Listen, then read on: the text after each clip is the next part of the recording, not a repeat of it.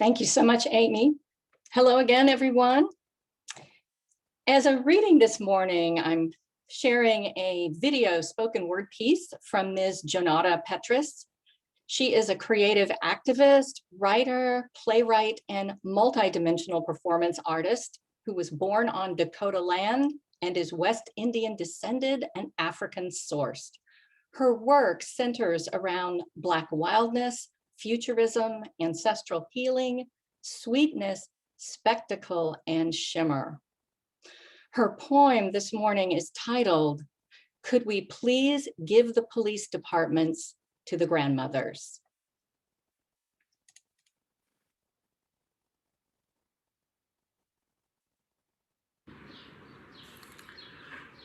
This is dedicated to all the grandmothers, the aunties, the uncles, the caregivers, the elders, the people who witness us and care for us. I believe in a visionary world where we could care for each other first and foremost.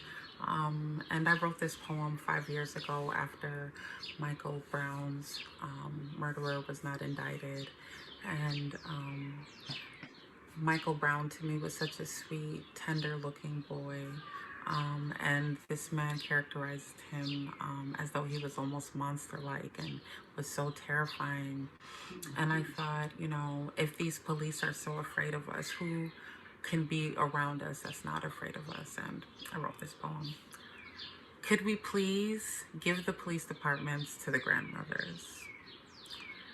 Could we please give the police departments to the grandmothers, give them the salaries and the pensions and the city vehicles, but make them a fleet of vintage Corvettes, Jaguars and Cadillacs with white leather interior, diamond in the back, sunroof top, dig in the scene with the gangsta lean. Let the cars be badass. You would hear the old school jams like Patti LaBelle, Anita Baker, and Al Green. You would hear Sweet Honey and The Rock harmonizing on We Who Believe in Freedom Will Not Rest, bumping out the speakers, and they got the booming system. If you up to mischief, they will pick you up swiftly in their sweet ride and look at you until you catch shame and look down at your lap. She asks you if you are hungry, and you say yes, and of course you are. She got a crown of dreadlocks, and on the dashboard you see brown faces like yours, shea buttered and loved up. And there are no precincts, just love temples that got spaces to meditate and eat delicious food, mangoes, blueberries, nectarines, cornbread, peas and rice, fried plantain, fufu, yams, greens, okra, pecan pie, salad, and lemonade. Things that make your mouth water and soul arrive. All the hungry bellies know warmth. All the children expect love. The grandmas help you with homework, practice yoga with you, and teach you how to make jambalaya and coconut cake from scratch. When you're sleepy, she will start humming and rub your back while you drift off. A song that you used to have the record of when you were her age. She remembers how it felt like to be you and be young and not know the world that good. Grandma is a sacred child herself who just circled the sun enough times into the ripeness of her cronehood. She wants your life to be sweeter. When you wildin' out because your heart is broke or you don't have what you need, the grandmas take your hand and lead you into their gardens. You can lay down amongst the flowers, her grasses, roses, dahlias, irises, lilies, collards, kale, eggplants, blackberries. She wants you to know that you are safe and protected, universal, limitless, sacred, sensual, divine, and free. Grandma is the original warrior, wild since birth, comfortable and loving fiercely. She has fought so that you don't have to, not in the same ways, at least. So give the police departments to the grandmas. They're fearless, classy, and actualized. Blossomed from love. They wear what they want and they say what they please. Believe that.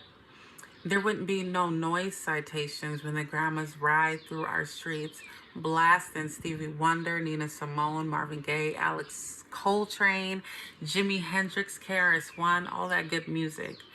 The kids gonna hula hoop to it and sell her lemonade made from heirloom pink lemons and maple syrup. The car is solar powered and carbon footprintless. The grandmas designed the technologies themselves. At night, they park the cars in a circle so all can sit in them with the sunroofs down and look at the stars, talk about astrological signs, what to plant tomorrow based on the moon's mood, and help you memorize Audre Lorde and James Baldwin quotes. She always looks you in the eye and acknowledges the light in you with no hesitation or fear. And Grandma loves you fiercely forever. She sees the pain in our bravado, the confusion in our anger, the depth behind our coldness.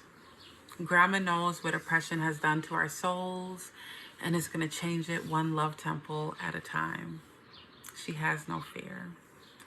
So I hope all of y'all are staying safe and knowing that this spark is smoldering bold and bright and is not going anywhere.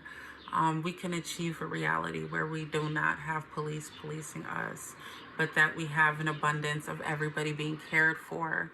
We've already seen our city feed people and house people and give people what they need, and it was there. The resources were there.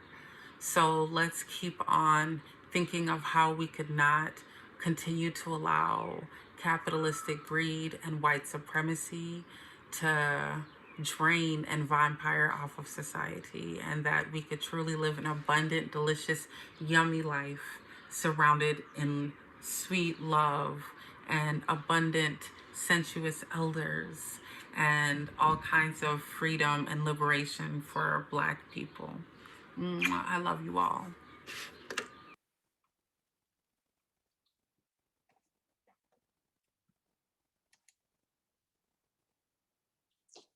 So today I'm preaching on that idea that Ms. Petrus mentioned of defunding the police, an idea that has gained so much public attention in the last year as a reaction to the continued harassment, injuring, and killing of unarmed Black people by police. The idea of defunding police has been around for years, but has not been acknowledged more broadly as either possible or appropriate until now. And this may be the result of more white Americans beginning in greater numbers to realize how over-policed the Black communities are and how this over-policing does not contribute in any positive way to public safety for anyone. The defunding the police idea is quite a bit misunderstood, I think, or there's some confusion around it. So I want to clarify all of that. So defunding the police does not mean doing away with police altogether. Now, there is a movement to do that, and it is usually referred to as abolishing the police. So these ideas are not the same. Defunding the police simply means to restructure police departments from the inside out and to redistribute some of the funds that police get, investing those funds into other needed community services, such as mental health services, housing, public health, addiction treatment, and recovery and prevention for addiction, to name just a few areas that are in dire need of support most everywhere. The notion of defunding the police often includes the idea of demilitarizing the police in terms of equipment, weapons, and tactics. So this defunding demand reflects a reality that police, most everywhere, are being used for all kinds of things that they are not trained for, that they have zero expertise in, such as with folks having mental health problems, people having addiction problems, people with a lack of housing, people who are hungry, nonviolent disputes among neighbors, and sexual and domestic violence. Police are called because there is no other agency in most places that you can call on an urgent basis when you're experiencing some kind of crisis. Most of our communities, 911, police or fire or ambulance is about it. And all too often, when police are called to respond to a mental health or other type of problem, a Black person or a mentally ill person ends up being injured or killed. And these situations have been worsened and increased over the years by an increased police tactical focus on trying to get people under control and to obey them in any moment, instead of on de-escalating a challenging situation. So defunding the police means to take money from police, to demilitarize the police, and to put that money back into these community services so that the police, it's not even necessary to call them and they don't show up in many cases. Now, police would still be there to respond to violent crimes, but that's a very tiny part of what they do anyway. Many police departments have their officers spend a great deal of their time writing citations against citizens for things like broken taillights, loitering, and public intoxication. And all of these things, every ticket written brings revenue in. And all too often, while the police go about their duties, they harass, injure, and kill Black people, all out of proportion to the number of Black people in our population. Black people are constantly being over-policed in this country in ways that do not make them or the larger community safer in any way. So what kind of money are we talking about? In most cities, police departments absorb 40 to 75% of all the discretionary or general funds that can be allocated as a city chooses. So that leaves anywhere from 25 to 60% for everything else, for the libraries, for parks and rec, for any mental or social health services or housing that are being provided. All any of those departments will get is a small sliver of a budget. For example, in Los Angeles, the police department budget is $1.2 billion, which is 52% of the total city discretionary budget. New York City has the largest police budget in the country, and they are cutting their police department this year by 0.39%. That's not almost 40, that's less than 1%. The New York Police Department budget is $6 billion. So they are cutting the police department by a tiny sliver, whereas the New York City Department of Youth and Community Development, which funds after-school programs, literacy services, and summer youth work programs, is losing 32% of its budget this year.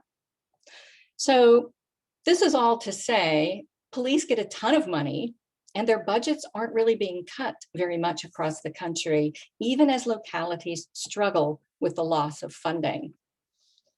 A person from Columbus, Ohio, posted this statement online with a picture of their city's budget.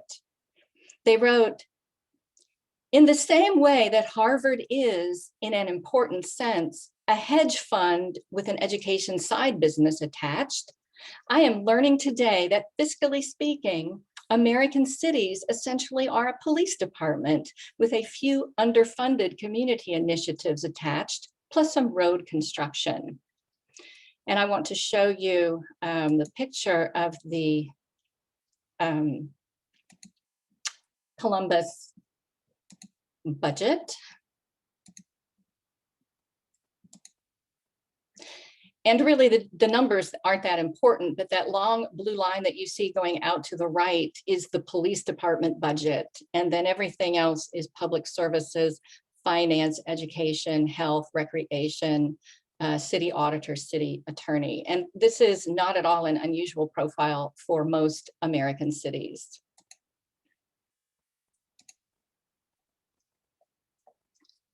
So regarding defunding the police, people ask, well, what about reform efforts? Why don't we make the police better through reforming? Well, so far, that has not really worked either. Either the reforms are totally blocked by police unions, or they are enacted but not enforced with any kind of consequences, or enacted but never evaluated and abandoned at will. So there's been a lot of supposed police reforming over the last 25 years, and yet virtually nothing has changed regarding police brutality and violence towards citizens, especially Black citizens, citizens of color, poor citizens, and citizens with mental health struggles. It is amazing, really, that in city after city after city, police have met nonviolent citizens protesting police violence with incredible police violence. It's as if the police do not care how that looks at all, as if they think they would get away with it and that it doesn't matter what anyone else thinks. And it really may not matter what any of us think about this. It is too soon to tell. But as with our bloated US military budget, which siphons away billions and billions of dollars in endless and needless wars and the preparation for them, dollars that are desperately needed here at home, especially now, local police departments also have hugely bloated budgets and are very militarized. And every year, police unions spend a great deal of money on elections and lobbying at the local, state, and national level to ensure that their perspective and their budgets are maintained. Now, because we are members of a religious community, we must always be concerned with the religious, spiritual, moral, and ethical aspects of any question in light of our shared faith of Unitarian Universalism. So what does our faith call us to do to this national demand for defunding the police coming from Black leadership in communities and many other communities? A possible way forward for us as a faith was outlined at our last year's General Assembly. As I'm sure all of you know, General Assembly is our annual national gathering to worship together, learn together, and conduct the moral, financial, and other forms of business that are necessary for the self-governing association of our self-governing Unitarian Universalist congregations. And at General Assemblies, one of the actions we can take is to pass what are called actions of immediate witness. These are votes taken regarding a statement of some area of urgent concern in our country or the world. Actions of immediate witness allow Unitarian Universalists to respond quickly to social issues deemed urgent. And they also empower the Unitarian Universalist associations, organizing and staff teams to take action related to the identified concerns. So last year, those present at the General Assembly 2020 did vote to approve by 82% an action of immediate witness to defund police, among other related issues. So I want to read part of this action of immediate witness to you, and it is titled, Amen to Uprising, a Commitment and Call to Action. Because Unitarian Universalist congregations covenant to affirm the inherent worth and dignity of every person and promote justice, equity, and compassion in human relations, we proclaim loudly, Black Lives Matter. Whereas police departments and officers across the United States have taken the lives of Black people, including George Floyd, Breonna Taylor, Tony McDade, Nina Pop, Rayshard Brooks, and so many others. Whereas modern policing in the United States is a continuation of what began as slave patrols and have been used to control and harm Black people for generations.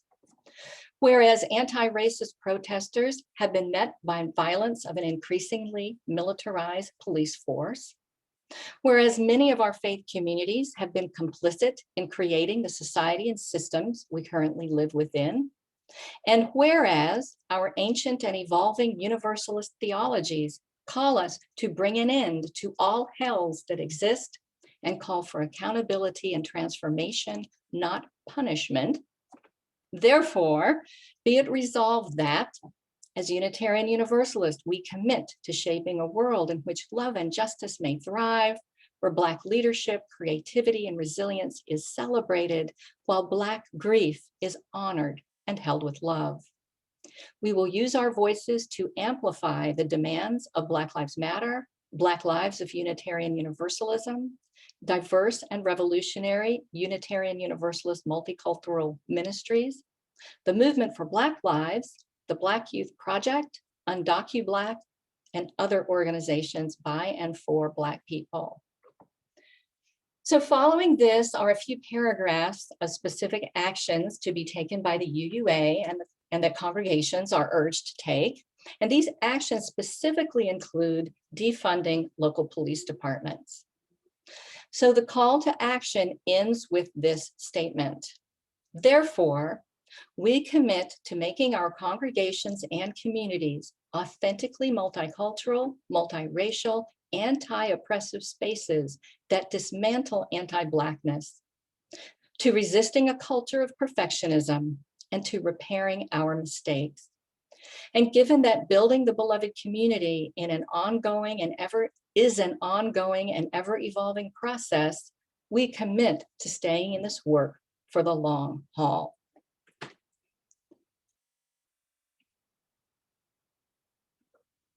So this is what our faith calls us to do. It is our moral obligation to our communities of all kinds to do this work together. And I personally look forward to being engaged in this work with other UUs and with the Black individuals and organizations whose leadership we will follow. So in the video reading, Give the Police Departments to the Grandmothers, we heard a vision of what it could be like to approach and fund policing in an entirely different way.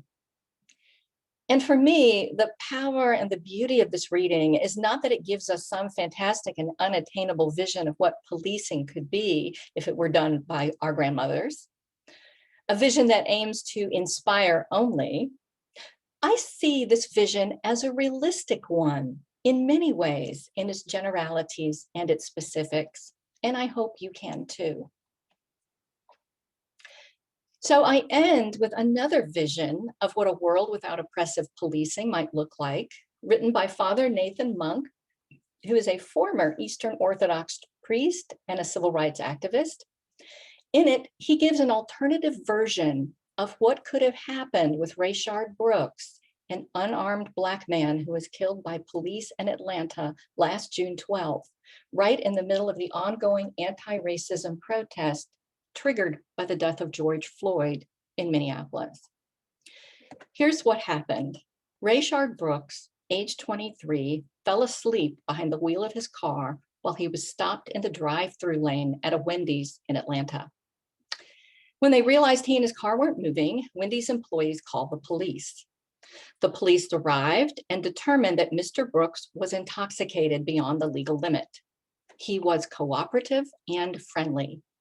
He asked if he could just leave his car in the parking lot and walk to his sister's house nearby. Instead, the police escalated the situation and decided to arrest him for driving while intoxicated. The officers went to handcuff him and there was a scuffle. Mr. Brooks got hold of the taser of one of the officers, punched the other, and ran. At one point, he turned around and fired the taser over the head of the pursuing officer. That officer pulled out his gun and shot Mr. Brooks 3 times in the back as he fled, shouting, "I got him." Mr. Brooks died after surgery at a local hospital. Within hours, Atlanta's chief of police, Erica Shields, resigned. The officer who killed Mr. Brooks has been charged with felony murder and 10 additional offenses. The other officer has been charged with aggravated assault and 2 violations of his police oath. So this is Father Nathan Monk's reimagining of the story in a world where we have defunded the police. He writes, imagine this with me for a moment. A guy falls asleep after drinking. He's in line for Wendy's because he's needing some late night greasy food. He's been out with his friends all evening and he's super tired. He falls asleep. An employee notices and goes inside. They call 911. The driver wakes up to a gentle tap on the window. He rolls it down. He's a little confused and disoriented. Hi, my name is Stacy. I'm a social worker, and I just wanted to make sure you were all right. I just fell asleep. I understand. This is my colleague. Their name is Dominique. They want to go order your meal for you while we talk. What did you want? A number 4 with a Coke? Would you mind pulling your car over there so we can talk? Dominique will be getting that meal for you. Well, okay, just a second. Am I in trouble? No, we just want to make sure you are safe and that everyone else on the road is safe. Can we do that together? I can do that. After a conversation, Stacy and Dominique decide that they are pretty sure that they can confirm that the driver has been drinking. They ask a lot of questions about his drinking habits. They determine that he clearly doesn't have a drinking problem. He just rarely drinks, didn't know his limits, and made a large mistake to get behind the wheel. After his meal, the driver is feeling much better. The social workers offer to have his car towed to his house, and an Uber comes to pick him up. In this scenario, Rayshard Brooks is still alive. He's given compassionate and reasonable care. This is what community should look like. This is a way we could revision what our response could be as a society. This is what it would look like to defund the police. Going forward, I invite you as a spiritual practice to do some study together of the idea of defunding the police and related issues and looking at these issues within your own community of Carmel. There is a lot of good information online, including specifically Unitarian Universalist resources. I ask you to consider deeply the notion that it is our faith itself that asks us to work to defund the police and to support other initiatives from Black leaders and organizations. It is part of what we are called to do as Unitarian Universalists. So may it be, blessed be.